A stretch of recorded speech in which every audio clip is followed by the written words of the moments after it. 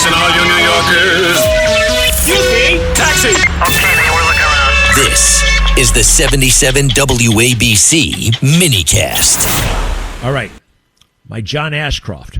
You know, this has been said for a long time.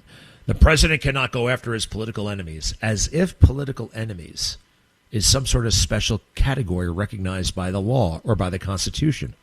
It's not. It's not. If in the president's judgment, somebody warrants investigation, well, that's why we have a great big election, right? Because the job is incredibly powerful, but they try to minimize it. Under Article 2, the president has a tremendous amount of power. And they try to say the president can't do this, the president can't do that, the president can't do this. Yes, he can, because it's in the Constitution and 75 million people, whatever, voted for him. That's why it's such a big deal, because the president has a lot of power. I've never heard it put quite like John Ashcroft, though. He's going at it with Shifty Schiff, Adam Schiff, great big bulbous head. And this happened. This is right when J.D. Ashcroft introduced Todd Blanche yesterday. I thought it was terrific. Former AG to another AG. The witness, cut 20 if you don't. No, wait, where the hell is this? Let's try cut 19. 19. Mr. Blanche has said that he believes the president has both the right and the duty to use the Justice Department to go after his enemies. Do you subscribe to that view? Thank you, Senator. I believe that the Attorney General of the United States has the right and responsibility to enforce the law uniformly. And if the law has been broken by the president's enemies, he has a duty. They do not become exempt from following the law merely by their enmity to the president of the United States. As a matter of fact, the people who break the law are in enmity with the people of the United States, whose expression of what is the law has been developed in this body and the Congress of the United States. So we used to call people who break the law public enemies. Well, Mr. Attorney, so my view is that whether a person has been a political supporter or not of the president of the United States is not the determining factor regarding prosecution. It's whether a person has violated the law, and in enforcing the law, the Attorney General is carrying out the will expressed in the Congress. Oh, it's just delicious. It is so true. It used to be public enemies. This was the heart of the Joe Biden situation when Donald Trump heard Joe Biden bragging about, if you don't fire the prosecutor, I'm taking my money with me. And we're going to be leaving here in a half hour. If you don't fire the prosecutor, you get no money. Well, son of a bitch, he got fired. Now, he said that publicly. The president saw it on TV. He said, you know what? That sounds pretty freaking weird. Let me see. I think somebody should look into this. Now, his own Department of Justice back during the first term would not lift a finger for President Trump. They were too busy trying to trip him up. They were too busy trying to thwart his agenda instead of enabling it. So he's on the phone with Ukraine. Hey, that's where Joe was. You guys should look into that. You can't even do that if you're the president of the United States. Who cares what Joe Biden is? He's a candidate for president. That doesn't give him any special legal exemption. Just like what a great man. What a great man. And you know what? I didn't see it coming.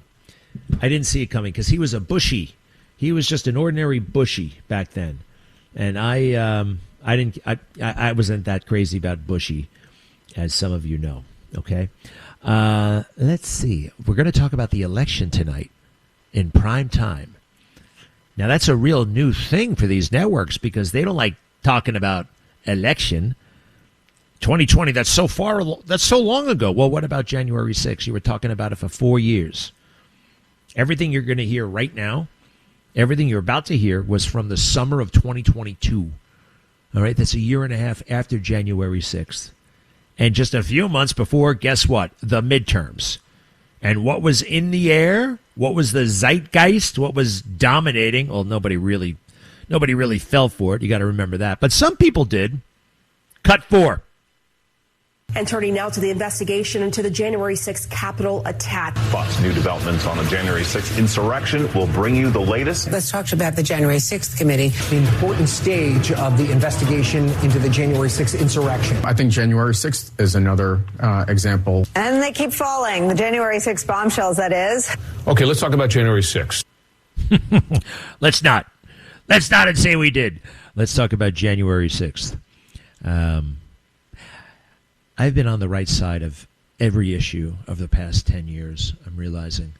I have absolutely no regrets of any public stance I've ever taken, including and especially the Curtis Sliwa debacle.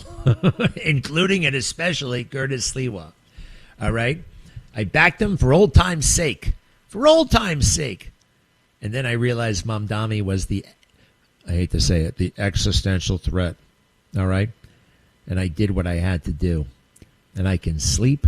I can hold my head high. I can go out to Staten Island and talk to anybody out there who voted for Curtis. All right? Why I did what I did, how I did it. Okay? This goes for Iraq. This goes for impeachment. This goes for everything Trump. Everybody has always been wrong. Everybody. Except, well, you know who. You heard my Malcolm Gladwell, right? The Malcolm Gladwell. Who is Malcolm Gladwell? Who the hell is Malcolm Gladwell? How does he know so much? Malcolm Gladwell. Malcolm Gladwell. Cut 12. Malcolm Gladwell. And I'm really excited about today's guest. I have been reading Malcolm Gladwell for years. He's one of the best-known and best-selling writers working today. The thoughtful and thought-provoking Malcolm Gladwell. Finally from us, settle in with author Malcolm Gladwell. 25 years now after his groundbreaking publication, The Tipping Point, social thinker and New York Times best-selling author Malcolm Gladwell. Wow. Malcolm Gladwell, he knows so much. Malcolm Gladwell, pop psychologist. Never believe the experts. Never be intimidated by these jerks and their credentials and their books. Number one, if you read the books, you'll see they're very, very ordinary people. They're very, very ordinary. And this guy getting everything wrong about CQ Brown, yelling and screaming that President Trump is a racist for firing CQ Brown, when President Trump is the guy who promoted him. He promoted them to chief of staff. Here's just a little clip, all right? This is where he's just warming up. Malcolm, not in the middle, to the far, far, far, far Trump-hating left. Cut 13. I was giving a talk, and I mentioned CQ Brown. So CQ Brown was a guy I got to know when I did my Bomber Mafia book. He was chief of staff of the Air Force. And he was, to be chief of staff of the Air Force is to be the winner in one of the most grueling meritocracies we have in America. Air Force is already the elite, right? And chief of staff is the head of the, you have gone through 7 layers of, and at the very end, to get chosen to chief of staff, they have like a bake-off where they take the foremost brilliant people and they put them through like a year of the most demanding, and they pick the winner. And he was the winner. And President Trump picked him. He goes on to say President Trump fired CQ Brown because CQ Brown is black. And once you see a guy like that getting something so basic, so wrong, so provably wrong, there was one point in my life that would have changed my life, but it was already changed. I already knew this kind of stuff. I'd already seen it. But if you haven't seen it, it's really, really something. More on that little tidbit and some other fascinating material. Also, we are pounding the hell out of Iran right now. It's necessary. Stop saying this is a forever war, okay? If you add it all up, it's a 7-week war. Be right back.